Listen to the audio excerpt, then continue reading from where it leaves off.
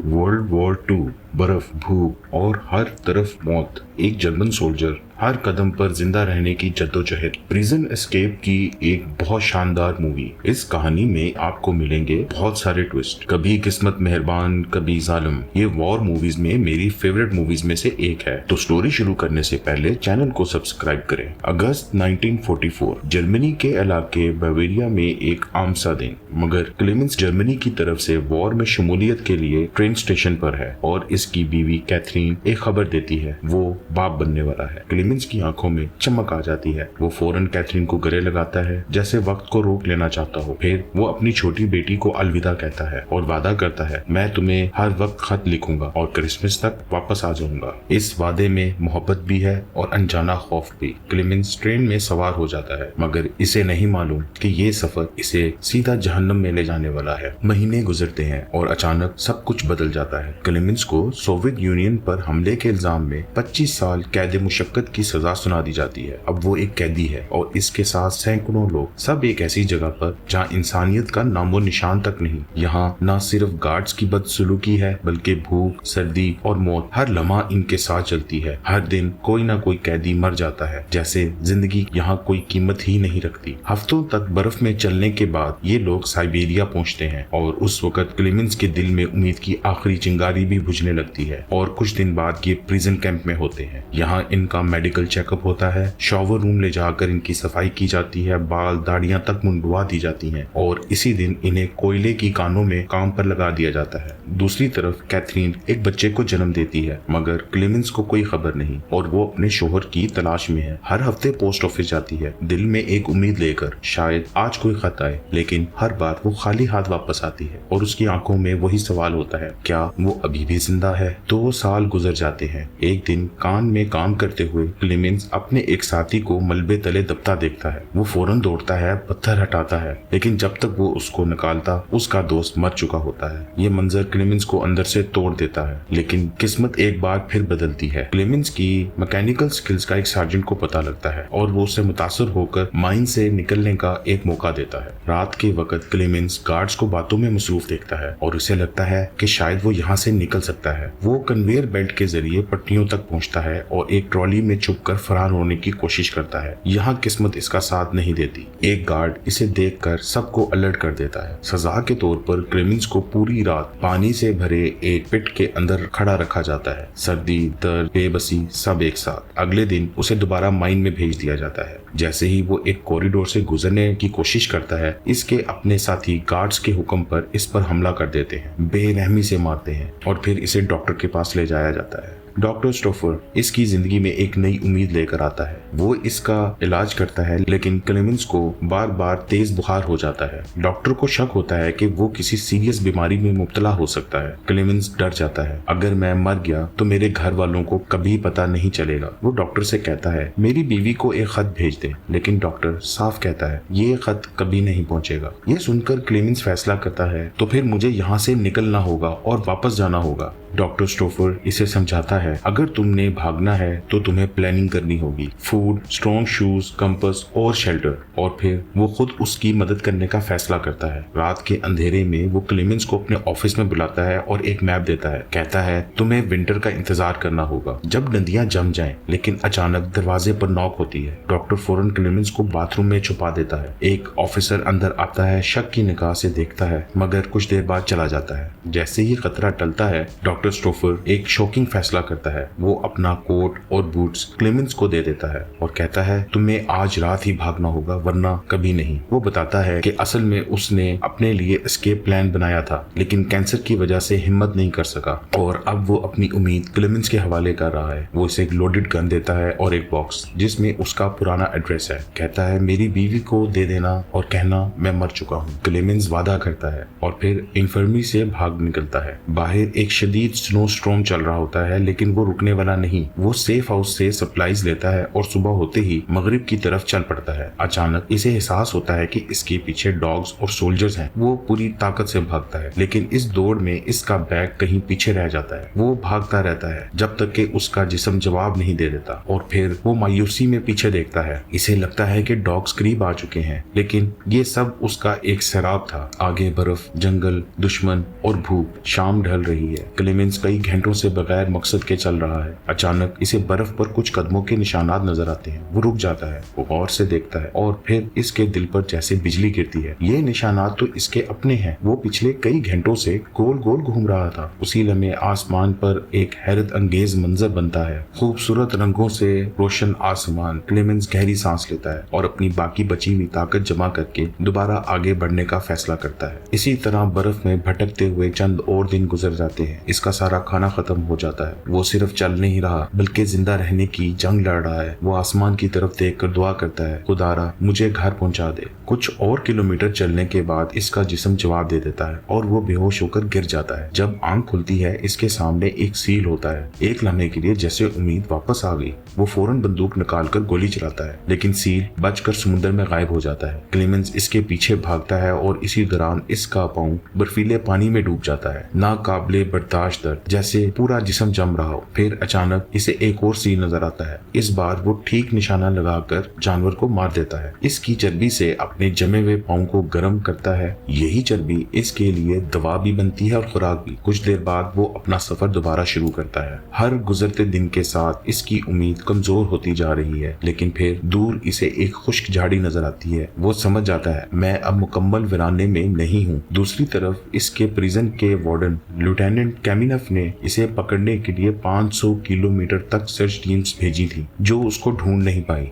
उसके जूनियर्स इस बात पर मुत्तफिक होते हैं कि क्लेमेंस बर्फ में दफन होकर मर चुका होगा, लेकिन कैमिनफ को अभी भी डाउट है। एक रात क्लेमेंस जब आग जला रहा होता है तो इसे दो आदमी मिलते हैं, एनेस्टस और सैम्यून। वो कहते हैं कि वो शिकारी और गोल्ड डिगर्स हैं और क्लेमेंस को अपने साथ पनाह में आने की दावत देते हैं, क्योंकि एक खौफनाक तूफान आने वाला है। लेकिन क्लेमेंस को इन पर शक होता है और वो इनकार कर देता है। सुबह इसे अपनी सबसे बड़ी गलती का एहसास होता है। वो शदीद बर्फानी तूफान में फंस चुका है और जब हवा के जोर से एक दरख्त इस पर गिरता है तो वो बेहोश हो जाता है। कुछ देर बाद सैम्यून वापस आता है और इसकी जान बचाता है। अब क्लेमेंस समझ जाता है ये लोग दुश्मन नहीं। वो इनके साथ रहने लगता है, लेकिन अपनी असल पहचान छुपा लेता है। इसी तरह कुछ महीने और गुजर जाते हैं। बाहर आ चुकी है, लेकिन क्लेमेंस अभी तक जर्मनी नहीं पहुंच सका। ये तीनों एक कश्ती में रिवर पर सफर कर रहे होते हैं कि अचानक एक खतरनाक वाटरफॉल सामने आ जाती है। वो कश्ती को संभालने की कोशिश करते हैं, लेकिन अचानक सैम्यून पानी में गिर जाता है और बहने लगता है। उसका सर चट्टान से टकरा जाता है और वो बेहोश हो जाता है। ये देखकर क्लेमेंस बगैर सोचे समझे पानी में छलांग लगा देता है, अपनी जान खतरे में डालकर इसे बचा लेता है। लेकिन एनेस्टस इन्हें छोड़कर आगे चला जाता है। जब वो दोबारा मिलते हैं तो एनेस्टस हैरान हो जाता है, लेकिन जब सैम्यून पूछता है कि वो इसके पीछे क्यों नहीं आया तो वो बहाने करने लगता है और गुस्से में दोनों पर भड़क उठता है। उसी रात सैम्यून एक फैसला करता है और क्लेमेंस को बेहोश करके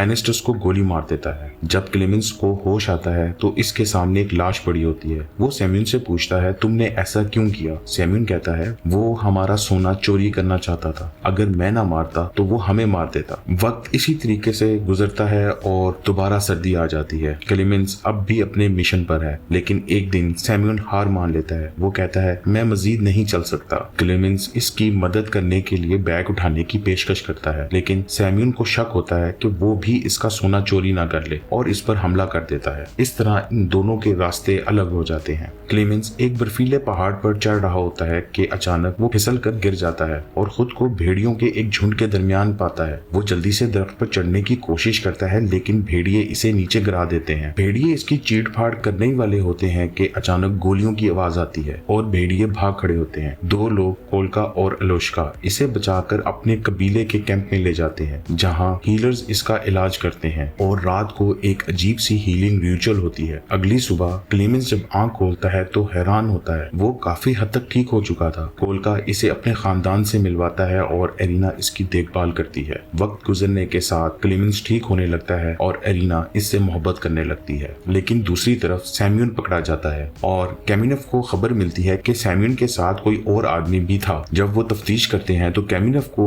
शक होता है कि इसका दूसरा साथी क्लेमेंस होगा। सैम्यूल इंटेरोगेशन से पहले ही मर चुका होता है। उसने राज बताने की बजाय खुद को खत्म कर लिया। अब कैमिनफ एक नया खेल खेलता है। वो पूरे इलाके में ऐलान कर देता है कि क्लेमेंस एक डेंजरस जर्मन स्पाई है और जो भी इसे देखे फौरन इतला दे। ये खबर क्लेमेंस तक पहुंच जाती है और वो समझ जाता है कि अब यहाँ रुकना खतरनाक है। वो कोल्का से इजाजत लेता है। कोल्का इसे एक डॉग देता है और कहता है अगर तुमने इसका ख्याल रखा तो ये तुम्हारे साथ रहेगा। एरिना दिल टूटने के बावजूद इसके फैसले की हमायत करती है और इसे एक गांव तक छोड़ती है। यहाँ से क्लेमेंस और इसका डॉग आर्गस एक नए सफर पर निकल पड़ते हैं। रास्ते में वो अपना पहला बड़ा तूफान फेस करते हैं लेकिन किसी तरह वो बच जाते हैं। 1951 का मौसम गर्मा। आर्गस अचानक भौंकना शुरू करता है। क्लेमेंस इसके पीछे जाता है और देखता है कि एक मुसल्ला आदमी खड़ा है। आर्गस इस पर हमला करने वाला होता है लेकिन क्लेमेंस इसे रोक लेता है। वो आदमी इसे पकड़कर इंस्पेक्टर के पास ले जाता है। जब इसे पूछा जाता है कि तुम कौन हो तो क्लेमेंस झूठ बोलता है और एक फेक आइडेंटिटी बताता है। वो कहता है कि वो चीटा जा रहा है। हैरत की बात, इंस्पेक्टर इसकी बात मान लेता है, इसे खाना देता है और फिर एक खुशखबरी, आज एक कार्गो ट्रेन चीटा जा रही है।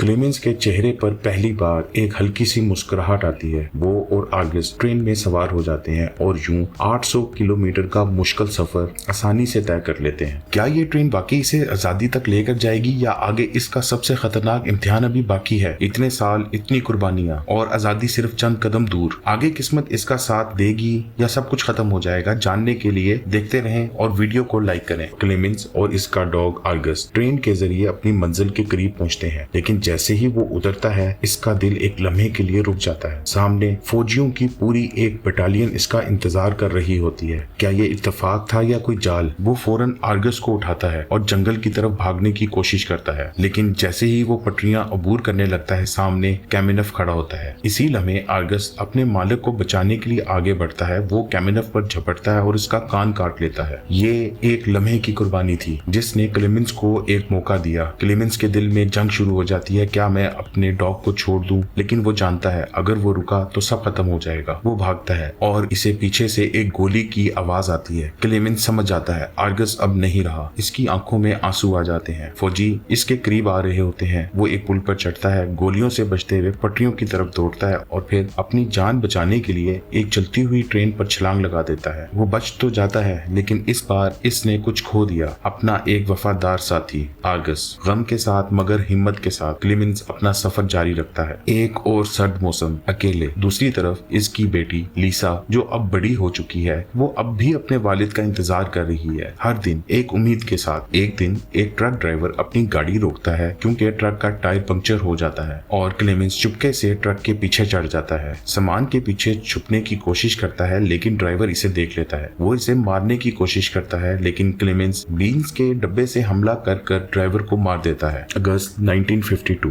क्लेमेंस सेंट्रल एशिया तक पहुंच जाता है और भूख के साथ एक छोटे से स्टोर में दाखिल होता है। इसके पास पैसे नहीं होते। एक औरत रहम खाते हुए अपने बेटे से कहती है कि इसे रोटी दे दो। इस दौरान एक आदमी इगोर इसे दूर से देख रहा होता है। इसे शक हो जाता है ये आदमी यहाँ का नहीं है। क्लेमेंस एक चर्च में जाता है और खुदा से दुआ करता है, अपने गुनाहों की माफी मांगता है। उसी वक्त इगोर आता है और इससे बात करता है, फिर इसे अपने घर रात गुजारने की दावत देता है। क्लेमेंस को शक तो होता है लेकिन इसके पास कोई और रास्ता नहीं। वो इसके साथ चला जाता है। रास्ते में एक बूढ़ा आदमी इसे देख लेता है और पुलिस को इतला देने चला जाता है। इगोर के घर पहुंचकर क्लेमेंस दीवार पर लगी तस्वीरें देखता है और इसे एहसास होता है कि इगोर पोलैंड से एक जूइश रेफ्यूजी है। नहाने के बाद जब वो बाल और दाढ़ी साफ करता है तो उसकी शक्ल ही बदल जाती है और वो एक आम इंसान लगने लगता है। उधर कैमिनफ को खबर मिल चुकी है और वो फौरन इसके पीछे निकल पड़ता है। कुछ दिनों तक इगोर इसे अपने घर में छुपाए रखता है और इसके लिए फेक पासपोर्ट का इंतजाम करता है। लेकिन एक दिन क्लेमेंस डर कर घर छोड़ देता है कि कहीं इगोर भी इसे धोखा ना दे दे। इगोर इसे चर्च में ढूंढ लेता है और कहता है मैंने तुम्हें कभी बिट्रे नहीं करना था। वो इसे पासपोर्ट देता है और घर जाने में मदद करता है। उधर कैमिनोफ इगोर तक पहुंच जाता है, पूछ कुछ करता है और आखिर में इगोर अपनी आखिरी सांस लेते हुए कहता है मैंने इसकी मदद की क्योंकि इसे जरूरत थी।